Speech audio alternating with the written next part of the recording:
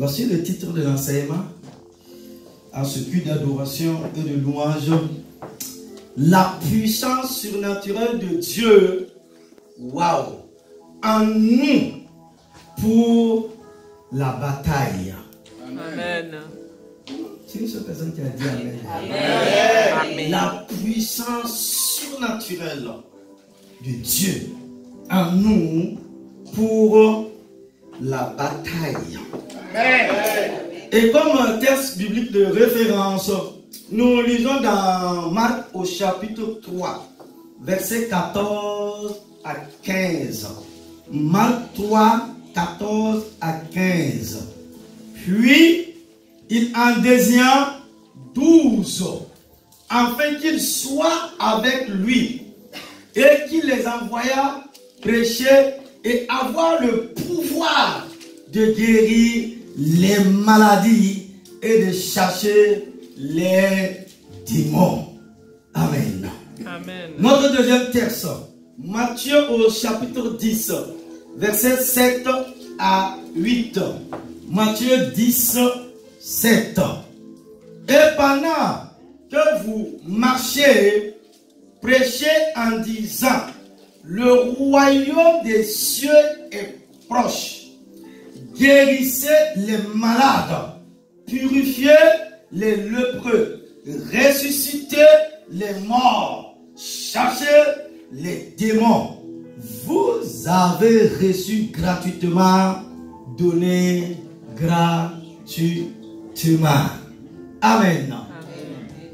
Notre troisième texte biblique, cette fois-ci dans l'Ancien Testament, vous ne l'avez pas, mais je l'ai dans mes notes. Ésaïe au chapitre 14, verset 14. Ésaïe 14, 14. Je monterai au sommet des nuages, je ressemblerai au très haut. Amen. Je vais monter très haut et je vais ressembler au Tout-Puissant. Alléluia. La puissance surnaturelle de l'Éternel Dieu des armées en nous pour la bataille.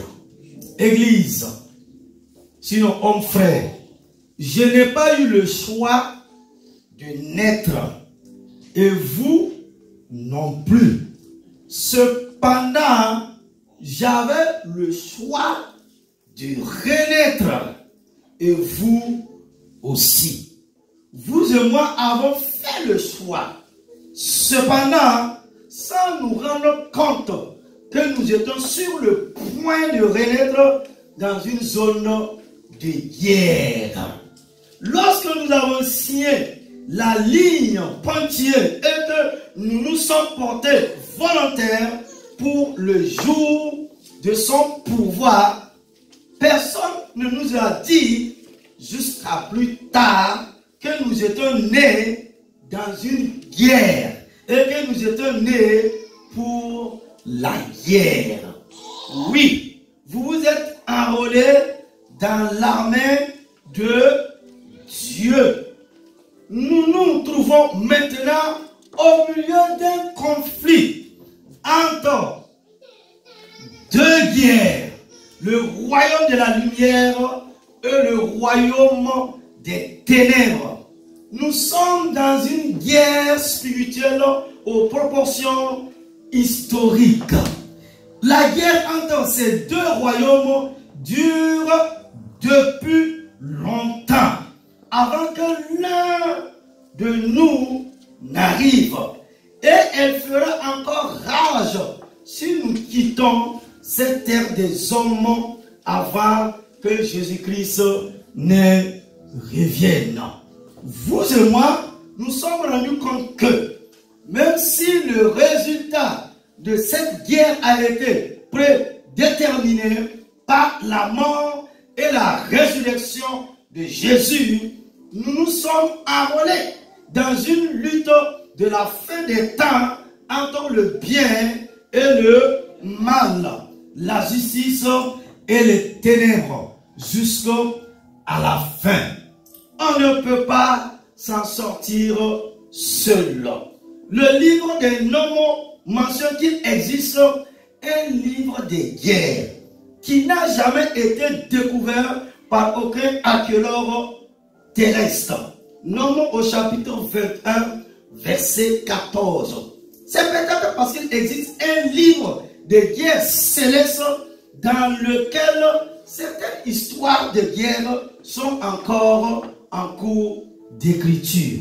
Mais, en attendant, nous sommes engagés dans la guerre proprement dite. Et même si nous ne sommes pas portés volontaires sciemment pour cela, nous avons la capacité de déterminer comment nous combattrons et quelles armes nous utiliserons.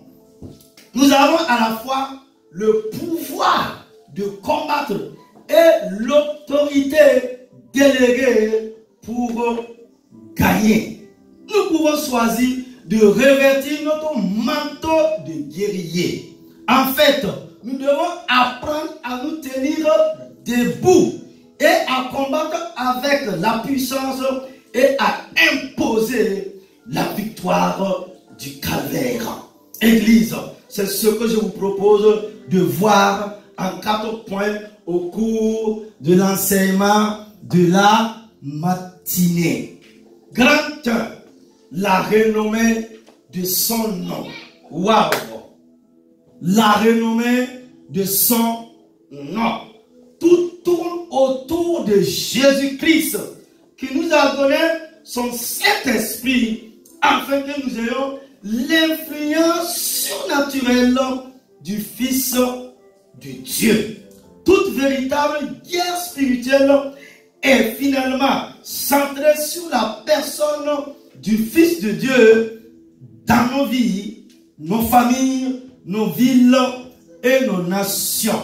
Jésus doit être élevé et toute l'adoration va vers et à travers lui vers Dieu le Père éternel. La guerre a commencé avant la chute de Lucifer. Ésaïe au chapitre 14, verset 12 à 15. Ézéchiel 28, 12 à 19. Luc au chapitre 10, verset 18 à 20. Et Apocalypse au chapitre 12, verset 4 à 12. Et j'aimerais que vous notez tous ces versets bibliques pour continuer à méditer à la maison. Et c'est la base sur laquelle qu'il continue. Tout véritable combat spirituel est centré sur le placement du Fils. Après tout, il s'agit de la renommée de son grand nom qui se répand sur toute la terre. Au début, il n'y avait pas de guerre, église, peuple de Dieu. Au début, il n'y avait pas de guerre. Mais Lucifer, appelé plus tard Satan, ne pouvait pas supporter de voir Dieu obtenir toute la gloire.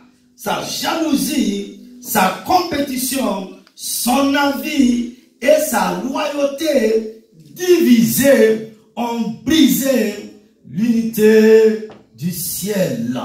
Vous connaissez l'histoire. Le passage d'Ésaïe 14, 12 à 15 décrit la chute de Lucifer.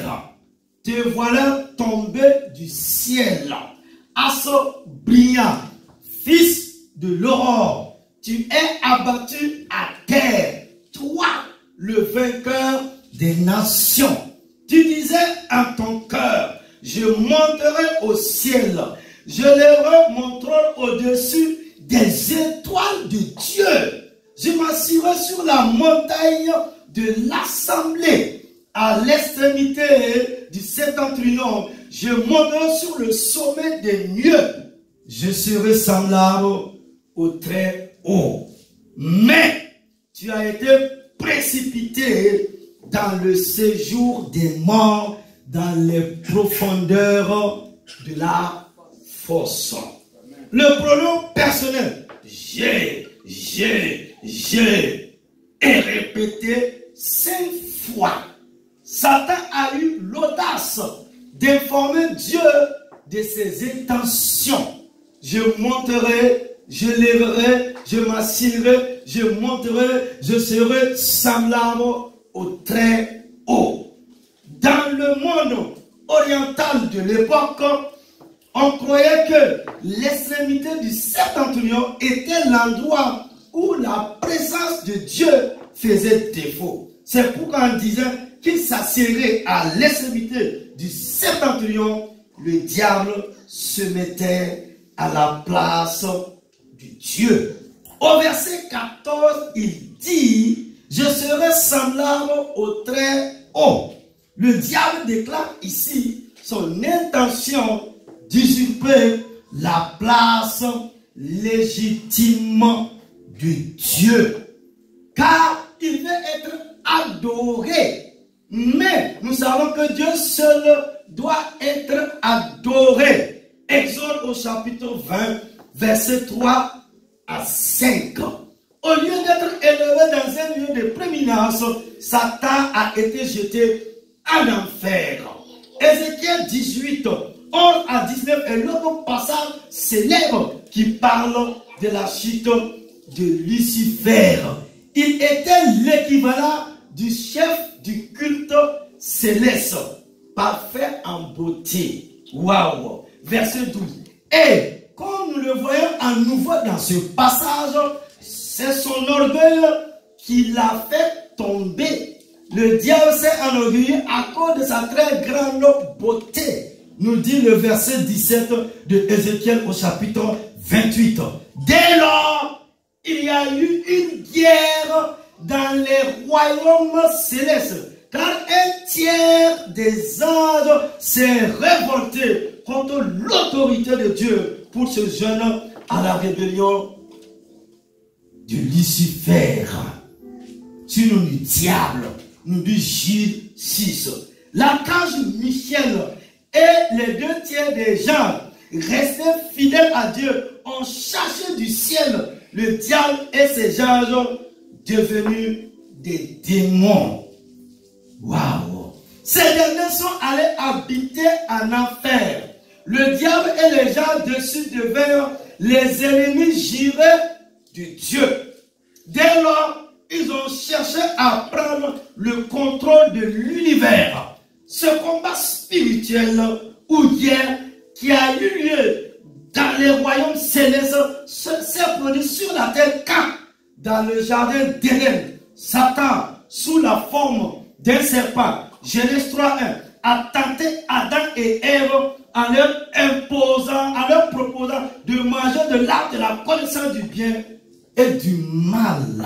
De ce fait, ils ont désobéi à Dieu et ont péché, car ce dernier leur avait formellement interdit de manger du fruit de cet arbre. Genèse au chapitre 2, verset 17. Cet acte de désobéissance fut entre le péché dans le monde. Romains 5, verset 11 à 14. Lorsque Adam et Ève, sinon nos premiers parents, ont succombé à la tentation, le combat spirituel a commencé entre l'être humain et Satan. L'humanité est impliquée dans cette guerre depuis lors. Les principales cibles de la haine de Satan sont Jésus, le Messie, et Dieu le Père, contre lesquels il s'est révélé avant même le début de l'humanité.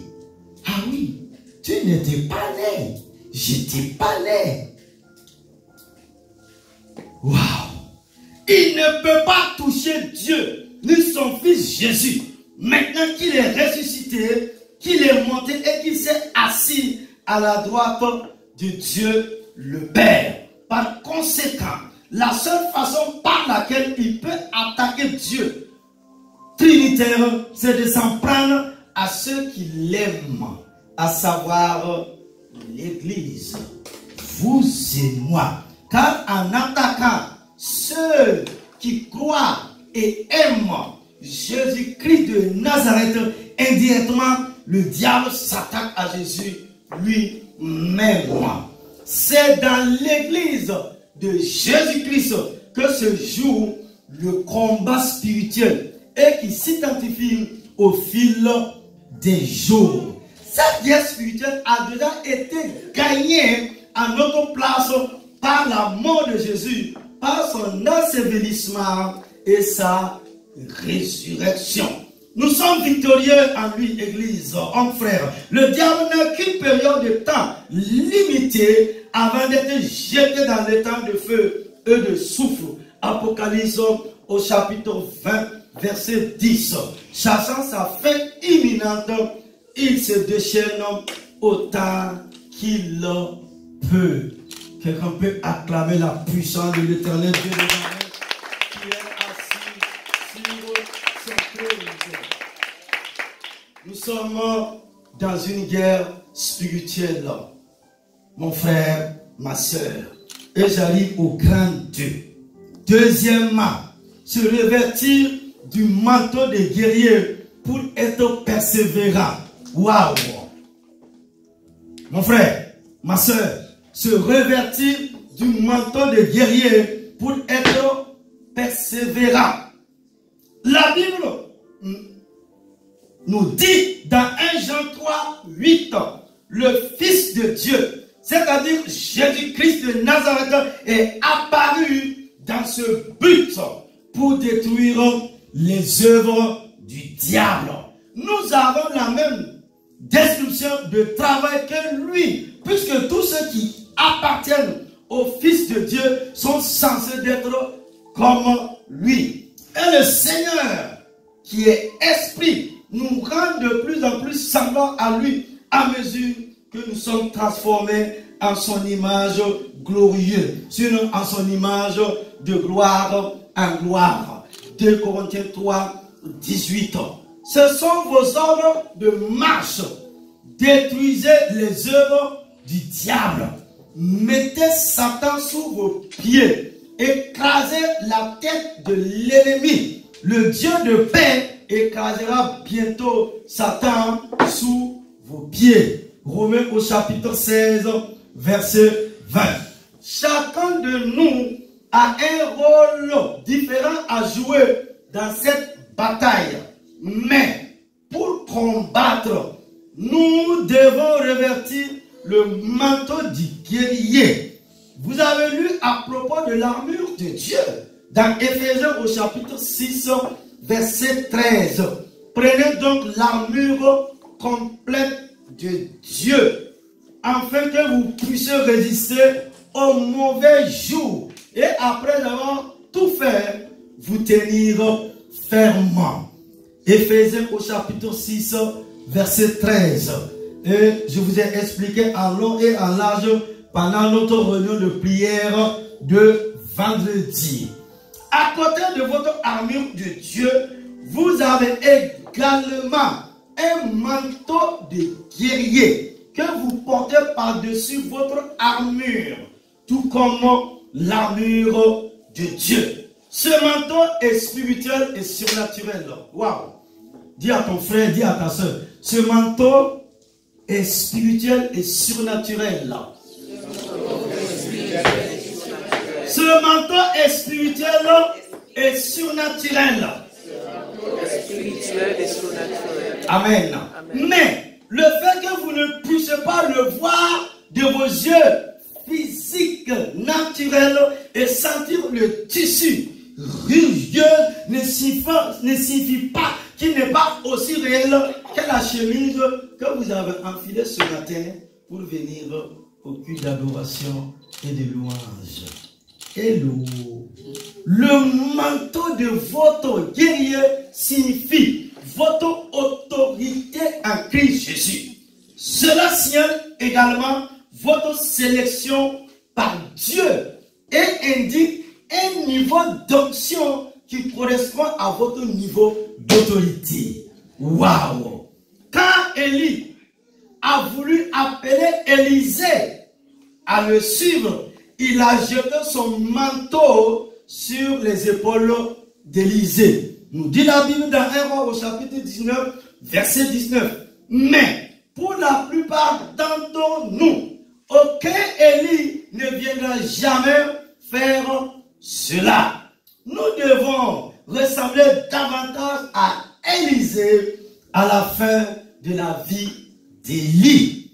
Quand il a persisté à suivre son maître Élie avec acharnement jusqu'à ce qu'il obtienne une double mesure, une double portion de l'onction d'Élie en obtenant son manteau. 2 Rois au chapitre 2. Parce que la bataille est longue, nous devons faire preuve de persévérance comme l'aveugle Bartimée.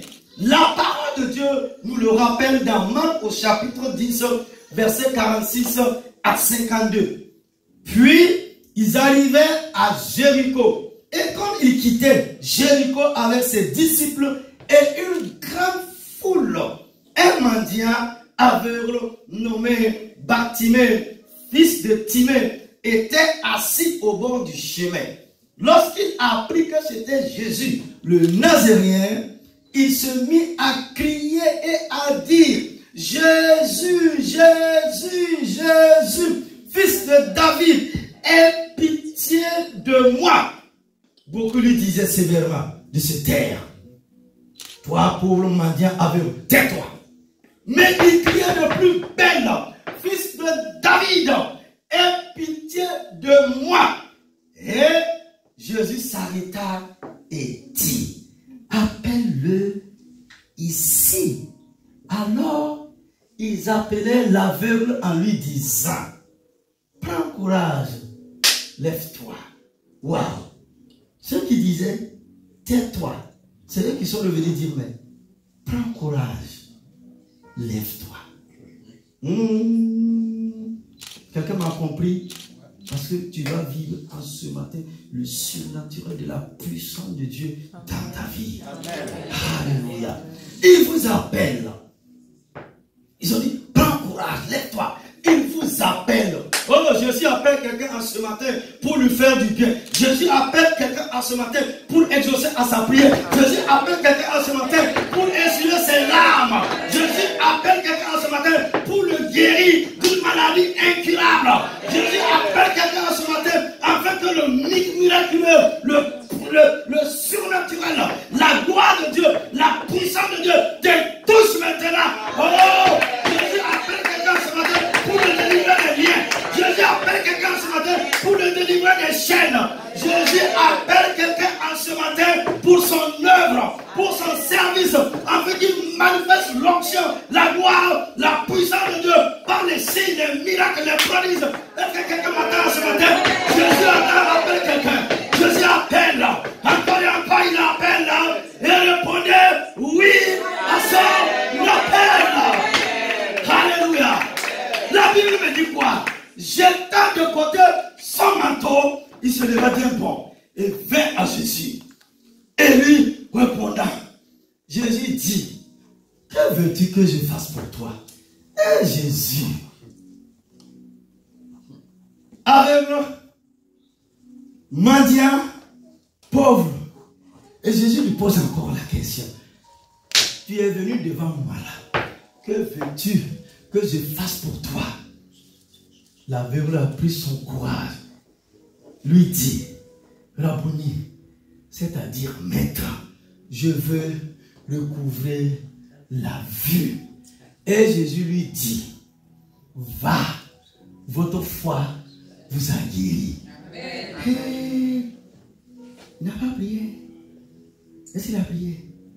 Il a dit: va, ta foi t'a guéri. Amen. La Bible dit quoi? Immédiatement, il recouvrait la vue. Amen. Et se mit à le suivre sur la route. Tout comme l'aveugle Bartimée a dû se débarrasser de son manteau de fausse sécurité pour courir vers Jésus, nous devons nous débarrasser de quelque chose d'ancien avant de pouvoir être revêtus d'une nouvelle force. Notre temps de désespoir, sinon notre temps de cris et de larmes est le moment idéal pour que l'Esprit de Dieu renouvelle notre force et nous remette d'un manteau de guerrier et nous délivre de l'esprit d'intimidation. Combien de fois tu as été intimidé par la maladie, par les choses bizarres de la vie? Jésus passait, mon ami, Jésus passait à Jéricho. Et quand vous lisez dans l'Ancien Testament, Jéricho est une ville qui a été maudite par le Jésus de l'Ancien Testament, Josué. Vous comprenez? C'est aveugle, il est né, il est aveugle, il est mendiant. Mais la bonne nouvelle, la bonne nouvelle est que Jésus passait ce jour-là. Cela veut dire quoi? Écoute-moi bien. Je veux qu'une personne m'écoute en ce matin. Je veux qu'un homme m'écoute en ce matin. Et vous qui nous suivez à travers les réseaux sociaux, Jésus passe. Il t'appelle. Il passe. Il veut entrer dans ta maison. Il veut rentrer dans ta vie. Et aucune malédiction. Je dis aucune malédiction ne pourra retenir ta vie. Parce que tu es né pour la bénédiction, tu es né pour l'élévation, tu es né pour manifester l'onction, tu es né pour gagner dans cette vie, tu es né pour remporter les combats, tu es né pour remporter les victoires. Jésus passait, il a entendu parler que l'homme de Galilée, l'homme de tous les temps, notre grand frère Jésus-Christ de Nazareth était revêtu d'onction, sans limite, d'autorité, de puissance. Il est venu de Dieu pour nous délivrer, pour nous sanctifier, pour nous laver, pour nous conduire, pour nous amener vers notre destinée. C'est Jésus-là, il passait. Il était assis. Il a entendu. Et personne ne l'a invité. Est-ce que tu me comprends, mon frère, ma soeur? Personne n'a invité Bartimée. Oh, l'humanité ressemble à Bartimée. Nous ressemblons à Bartimée. Nous étions assis, mendiants, pauvres, misères, attachés par notre passé ancien. Toutes ces choses. Et Jésus passait. Et nous avons entendu l'évangile de la bonne nouvelle. Qu'est-ce qu'il a fait? Il a crié. Il a crié. Il dit, c'était la dernière opportunité. Quand Jésus passait à Jéricho, il a allé tout droit à Jérusalem pour monter au poteau de la croix. C'était la dernière opportunité que cet homme devrait saisir pour sortir de la misère, pour sortir de la pauvreté, pour sortir de la maladie, pour sortir de tout lien, de toute malédiction, enfin aussi de ressembler aux autres pour voir la gloire de Dieu se manifester. Jésus, il a crié. Oh, si quelqu'un pouvait crier de toutes ses forces, pas à l'église seulement, mais dans ta maison, dans ta chambre, crier à Jésus de Nazareth, aie pitié de moi, viens à mon secours, aie pitié de moi, viens me délivrer, aie pitié de moi, viens me guérir, aie pitié de moi, viens me relever, aie pitié de moi, viens me sanctifier, aie pitié de moi, et doucement par le feu de ta toute puissance. Oh yes, Jésus. Il a dit, aie pitié de moi.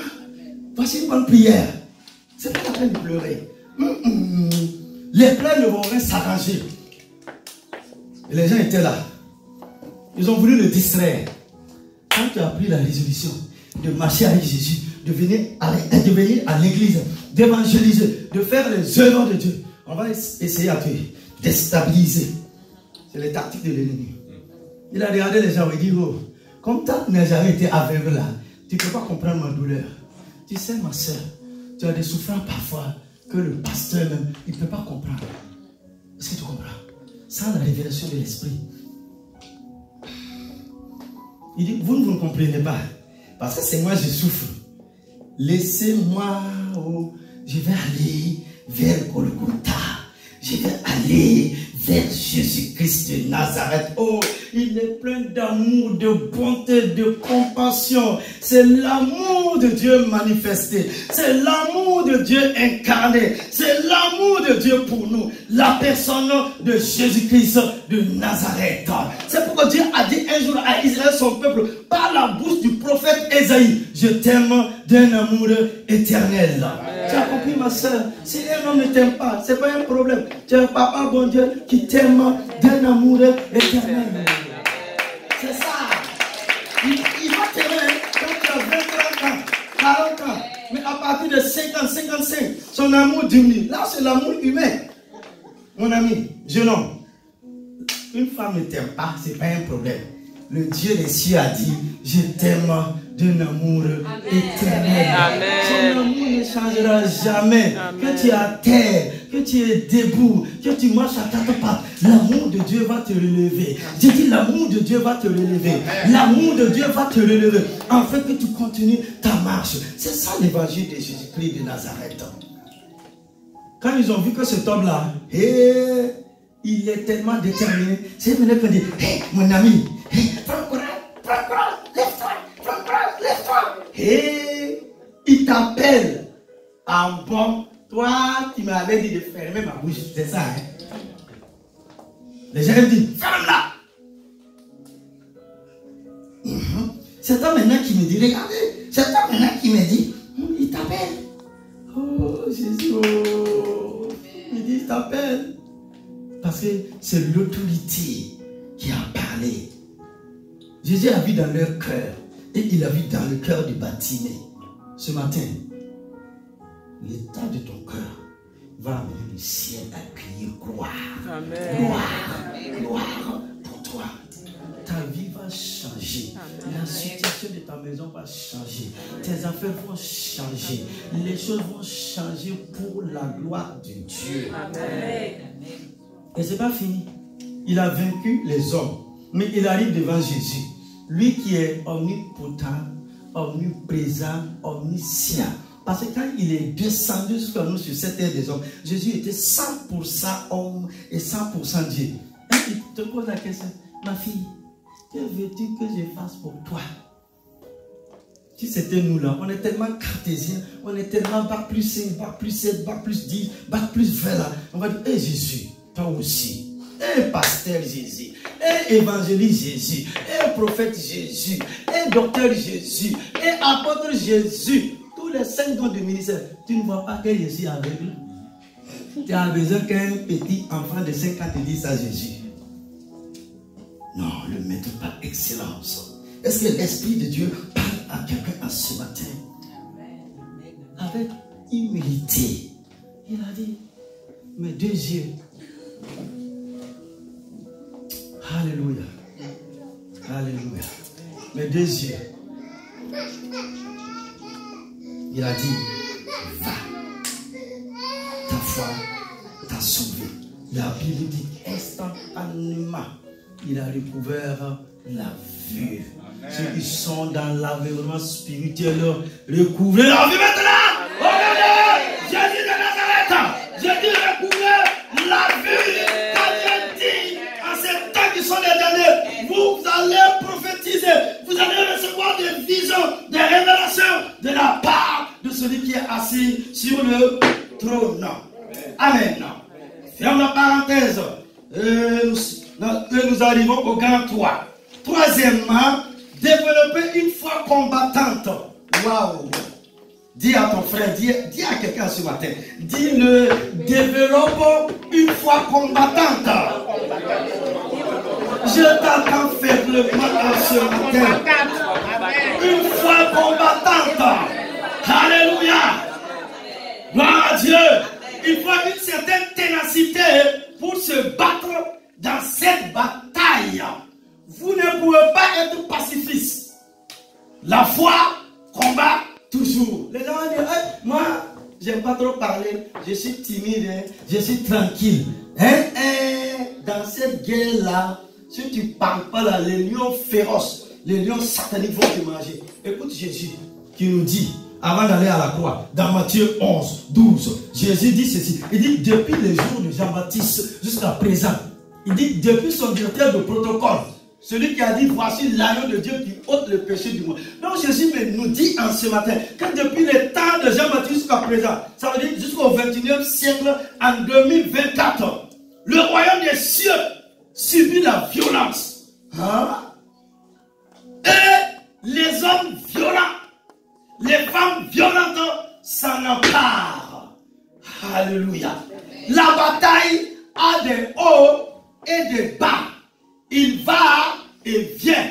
Mais l'ennemi de notre âme, sinon l'ennemi de notre destinée, ne cesse jamais ses assauts contre les desseins et le peuple de Dieu qui est l'Église. Il semble que des batailles plus féroces ont toujours tendance à précéder l'avancement de nouveaux commencements. Amen. Et de nouveaux niveaux spirituels. Waouh! À travers ce défi, nous poursuivons notre puissant ennemi. Parfois, nous recevons une révélation et parfois une manifestation. Mais il y a toujours un temps d'intermédiaire. Et jusqu'à, en attendant que, pendant ce temps, il nous faut persévérer et nous battre jusqu'à ce temps, jusqu'à ce que ce temps arrive. Le psalmiste nous dit, j'ai poursuivi mes ennemis, je les ai dépassés et je n'ai pas reculé jusqu'à ce qu'ils soient consumés. Psaume 18, 37. J'ai poursuivi mes puissants ennemis jusqu'à ce que je les ai vaincus. Car depuis l'époque de Jean-Baptiste jusqu'à présent, le royaume a été une lutte violente. Waouh! Et ce sont ceux qui sont énergétiques, persistantes, ceux qui n'abandonnent jamais, qui finiront par gagner. Waouh! Vous ne savez jamais combien de temps vous devez lutter ou combien de temps vous devrez attendre que votre promesse se transforme en accomplissement. J'ai un message que j'ai prêché il y a 3-4 ans entre la promesse de Dieu et son accomplissement.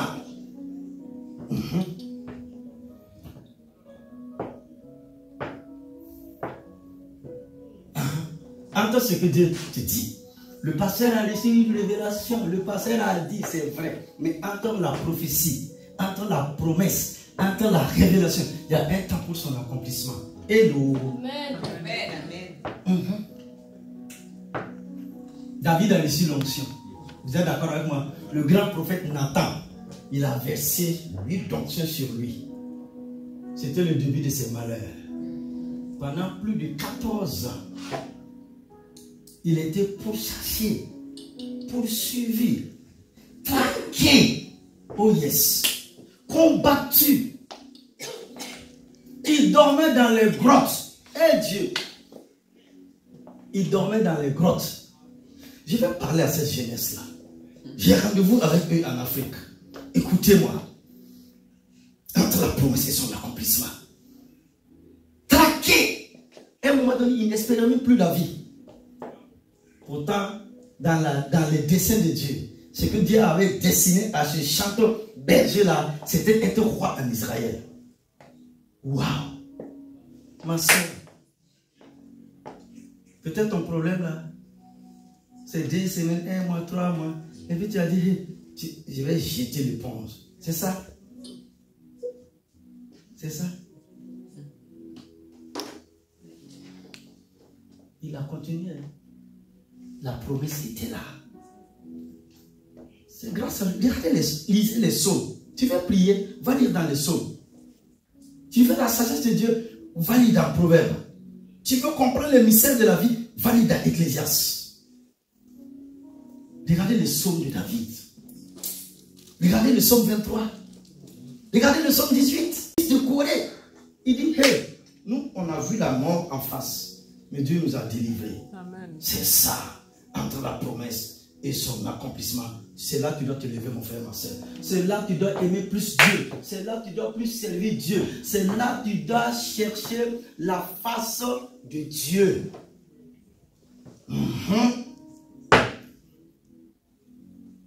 Ma soeur, mon frère, vous ne savez jamais combien de temps vous devrez lutter ou combien de temps vous devrez attendre que votre promesse se transforme en accomplissement.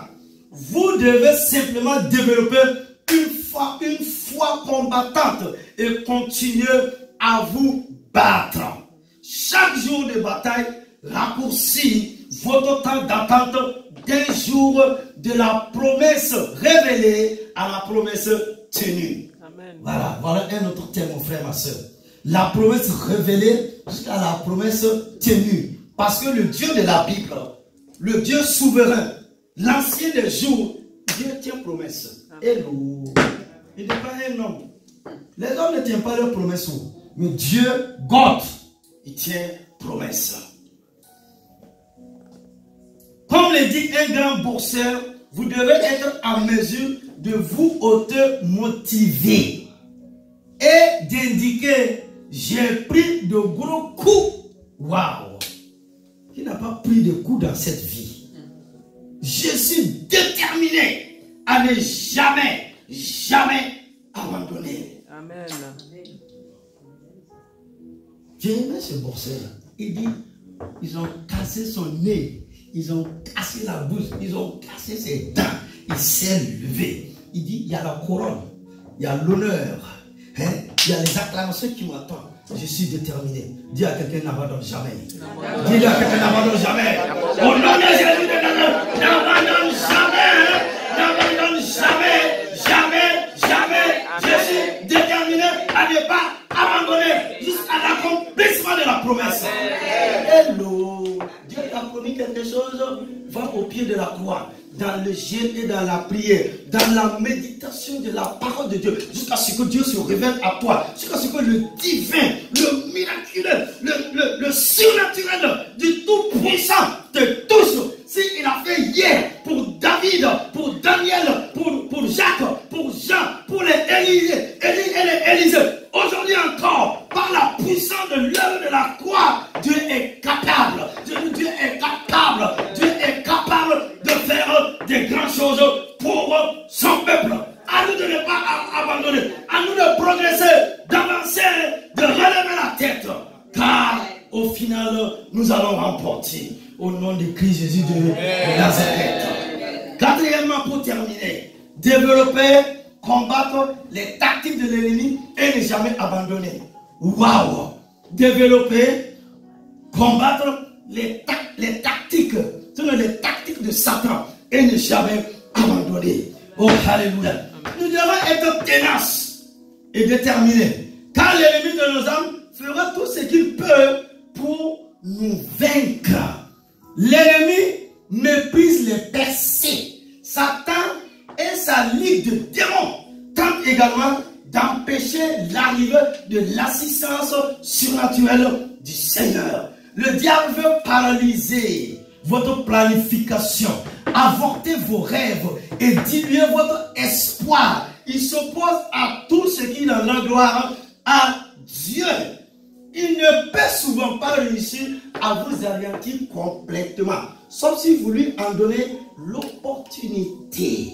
Mais il essaiera toujours de nous retarder, de nous tromper, de nous distraire et de nous décevoir. En fait, Église, peuple de Dieu, le retard, la tromperie, la distraction et la déception sont 4 de ces tactiques préférées contre l'Église, sinon contre le peuple de Dieu. Mais Dieu peut renverser ces tactiques et les utiliser pour vous rendre plus fort. Quand l'ennemi vous attaque, vous devez connaître ces tactiques pour les déjouer. Alors, mettons le retard, la tromperie, la distraction et la déception de Satan et de ses démons et des sorciers sous nos pieds maintenant au nom de Jésus. Poursuivez votre puissant ennemi avec les armes les plus élevées. Et Église, voici quelques armes dont vous avez besoin dans votre arsenal pour être un vainqueur. Vous devrez connaître et proclamer la parole de Dieu. Apocalypse 12, 11, Hébreux 4, 12. Votre conversation doit refléter la mentalité d'un concurrent. Amen. Proverbe 18, 21. Il dit, le pouvoir de la mort et de la vie passe par la langue.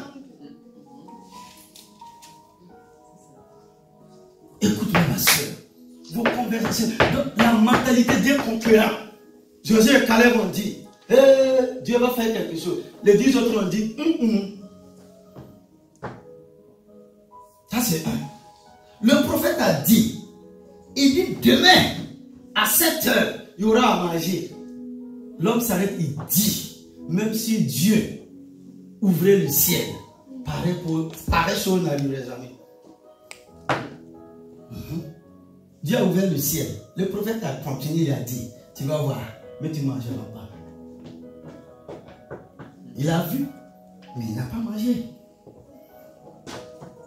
La mentalité d'un concurrent, d'une concurrente. Vous devez prendre autorité sur Satan et ses forces démoniaques au nom de Jésus. Nous dit la Bible dans Proverbe 18, 10. Vous devez, par la foi, vous revêtir de l'armure spirituelle de Dieu. Éphésiens 6, 13. Vous devez puiser dans le pouvoir de la prière et du jeûne. Waouh! Ésaïe 58, 6. Vous devez tirer la sagesse de Dieu des vétérans spirituels. Proverbe 1, 5. Vous devez maintenir une vie de louange au Seigneur. 1 Samuel 16, 23, Psaume 149. Quand tout va bien là, non, on danse même Django pour la gloire des Jésus. Parce que tout va bien. Mais quand il y a difficulté, chantez, louez Dieu, prends courage.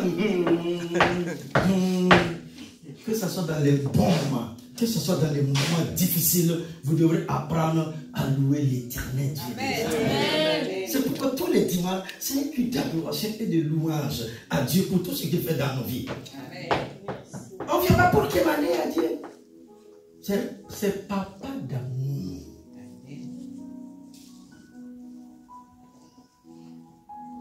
Vous devez apprendre quand vous reposez et ne pas vous engager directement contre l'ennemi. Daniel 7, 25. Vous devez garder votre témoignage frais et déclarer que Dieu est bon tout le temps. Vous devez apprendre à vous mettre d'accord avec la parole de Dieu, la volonté et les voies de Dieu. Matthieu 18 à 19. Sinon, vous allez être comme cet homme-là. Il a amené sa volonté devant Dieu. Dans la prière. Oh Seigneur, donne-moi une femme. Oh Seigneur, viens à mon secours. Je veux ta volonté. Mais c'est Marie que j'aime. C'est Marie que j'aime. C'est Marie que j'aime. Seigneur, tout son cœur et opère le miracle. Tu as déjà amené ta volonté. C'est valable, oui. Tu as déjà amené ta volonté devant Dieu. Et puis tu as déjà dit que c'est Marie. C'est un exemple que j'ai pris. Tu as dit que c'est Marie. Maintenant tu dis à Dieu que ta volonté s'accomplisse. C'est ainsi avec nos vies. Parfois Dieu veut nous donner le meilleur. Et puis nous, on s'intéresse aux petites choses. Mais comme Dieu est amour, il nous regarde. Est-ce que si ton enfant de 3 ans te demande un couteau de cuisine, tu n'as pas aimé l'enfant faire bisous, comment? Tu vas donner le couteau? Non. Moi-même, je serai le premier à appeler la police. On t'amène au placard. C'est insensé. Dieu n'est pas dans le naturel. Est-ce que tu me comprends? Il est dans le surnaturel. Il est dans l'infini. Il est dans l'éternité. Je parle aux mathématiciens. C'est de moins l'infini à plus l'infini. Il a quitté l'éternité. Et il y a eu le temps. C'est pourquoi on ne fait pas l'anniversaire de Dieu. Donc c'est un être suprême. Il voit tout, il connaît tout. Comment vous voyez Dieu? Les voies de Dieu sur le droit chemin. Vous devez semer des graines au moment où vous en avez besoin. Waouh! Malachie 3, 10 et puis 2 Corinthiens 9, 6 à 12. C'est ce qu'on a lu, nous a lu ce matin. Il dit, nous devons s'aimer. Donc, tant que nous n'avons jamais s'aimé là, tu ne peux pas aller récolter. Vous êtes d'accord avec moi? Regardez. Du naturel au spirituel. Du surnaturel au physique. Vous devrez déclarer ce que le sang de Jésus a accompli pour vous. Ce que je vous ai enseigné. Ce que plaider les mérites du sang de Jésus. C'est le sang de Dieu lui-même qui a coulé pour faire de nous des fils et des filles bénis. Pour chaque bataille, nous savons qui est le vainqueur et il nous enveloppe de son propre courage, de sa force, de sa sagesse et de tout ce dont nous aurons besoin. Nous devons réussir à dire les paroles même de Dieu. Toute écriture est inspirée de Dieu et utile pour enseigner, réprimander, corriger et former dans la justice. 2 Timothée au chapitre 3, verset 16. Je peux réprimander le diable. Je peux dire la parole et regarder l'ennemi fuir. La parole est utile pour enseigner, corriger et former dans la justice, mais aussi pour réprimander. Alors, mon frère et ma soeur, dès ce matin, habillez-vous d'un manteau de guerrier et souvenez-vous toujours, tout le temps, de donner à Dieu toute la gloire. Vous êtes remplis de Jésus. Oh, alléluia. Vous êtes remplis de Jésus. Vous êtes remplis de Jésus, le vainqueur. Vous êtes nés à la guerre et pour la guerre. Vous êtes une arme de guerre spirituelle et vous pouvez imposer la victoire du calvaire. Oh, alléluia. Conclusion. Je vais conclure. Alléluia. Conclusion. Homme frère, après nous être alliés au Père, nous nous retrouvons au milieu d'une bataille contre les forces démoniaques des ténèbres de Satan. Ces forces du mal sont temporaires, bien sûr, mais elles sont très déterminées à en éliminer le plus possible avant la fin. Durant ce temps, nous devons nous souvenir que notre lutte n'est pas contre la chair et contre le sang, mais contre les dirigeants, contre les puissances, contre les forces mondiales de ces ténèbres, contre les forces spirituelles de la méchanceté dans les lieux célestes. Éphésiens au chapitre 6, verset 12. Le fait que nous nous débattons ne signifie pas que nous n'ayons fait quelque chose de mal. Non. La lutte est en fait un signe de vie et une preuve que vous n'avez pas été vaincu. Nous devons lutter pour passer de l'autre côté. Au nom de Jésus de Nazareth. Amen, amen, amen. Que Dieu bénisse sa parole.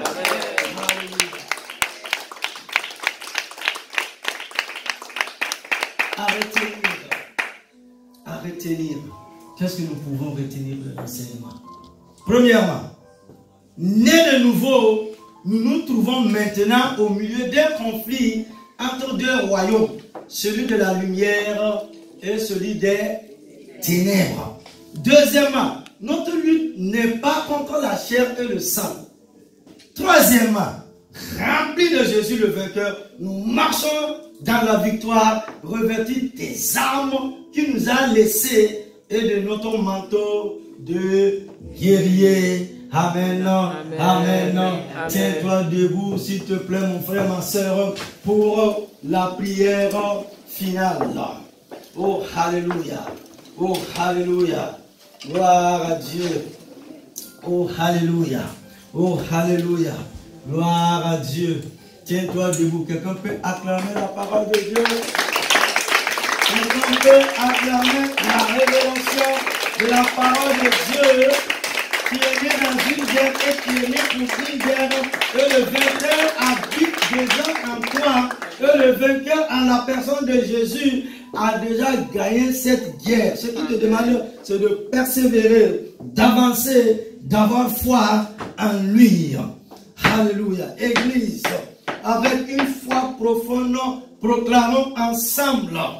Éternel mon Dieu, Éternel mon Dieu, Éternel mon Dieu, Éternel mon Dieu, Éternel mon Dieu, Éternel mon Dieu, que je le veux ou pas, que cela m'intéresse ou pas, que je le veuille ou pas, que cela m'intéresse ou pas, je suis en tant qu'enfant de Dieu concerné par la guerre spirituelle en cours. je suis en tant qu'enfant de Dieu concerné par la guerre spirituelle en cours. Tu ne m'as pas laissé seul dans ce combat. Mais tu ne m'as pas laissé seul dans ce combat. Tu ne m'as pas laissé seul dans ce combat. Tu ne m'as pas laissé seul dans ce combat. Tu ne m'as pas laissé seul dans ce combat. Tu ne m'as pas laissé seul dans ce combat. Je suis accompagné et équipé. Je suis accompagné et équipé. Je suis accompagné et équipé. Je suis accompagné et équipé. Apprends-moi à demeurer forte. Apprends-moi à demeurer forte. Apprends-moi à demeurer forte. Apprends-moi à demeurer forte. Et vigilant face à l'ennemi. Et vigilant face à l'ennemi. Et vigilant face à l'ennemi. Et vigilant face à l'ennemi. Et à servir selon le modèle de Jésus. Et à servir selon le modèle de Jésus. Et à servir selon le modèle de Jésus. Et à servir selon le modèle de Jésus. Fais-moi croître en connaissance. Fais-moi croître en connaissance. Fais-moi croître en connaissance. Fais-moi croître en connaissance. Et en puissance pour la seule gloire de ton nom. Et en puissance pour la seule gloire de ton nom. Et en puissance pour la seule gloire de ton nom. Et en puissance pour la seule gloire de ton nom. Et en puissance pour la seule gloire de ton nom. Et en puissance pour la seule gloire de ton nom. Au nom de Jésus. Au nom de Jésus. Au nom de Jésus. Au nom de Jésus. Au nom de Jésus. Au nom de Au nom de Jésus. Au nom de Jésus. Au nom de Jésus. Au nom de Jésus. Tu es plus que vainqueur. Amen. Amen. Amen. Amen. Amen. Amen.